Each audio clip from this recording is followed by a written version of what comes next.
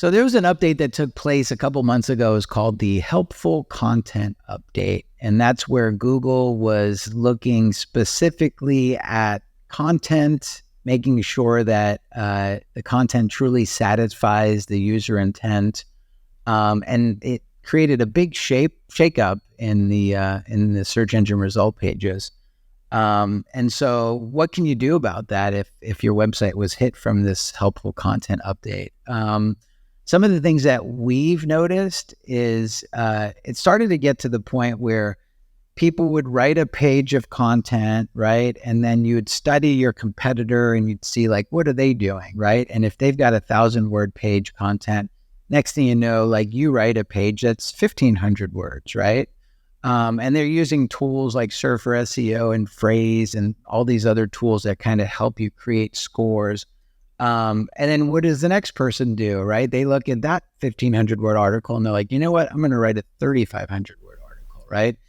And then you kind of keep going down this rabbit hole. And the next thing you know, when you do a search for like blueberry pancakes, right? There's a 14,000-word article, right? That's ranking on Google, right? Because it talks about the history of blueberries. It talks about the history of pancakes. It talks about, everything that you could imagine about a pancake, right? And so 14,000 words for a blueberry pancake recipe, right? Seems a little bit too much, right? And so Google realized that. And so now what they're doing is they're kind of like adjusting the algorithm.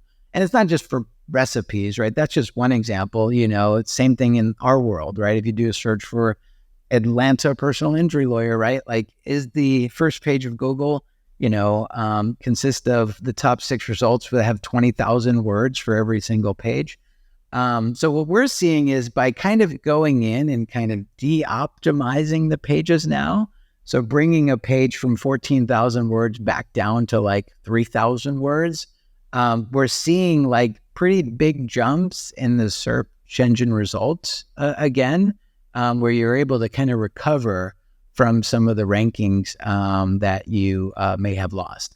So anyway, if you were hit by this update, that might be something to look at, is see how much content that you have for these particular queries, and then maybe kind of go in and kind of de-optimize a little bit.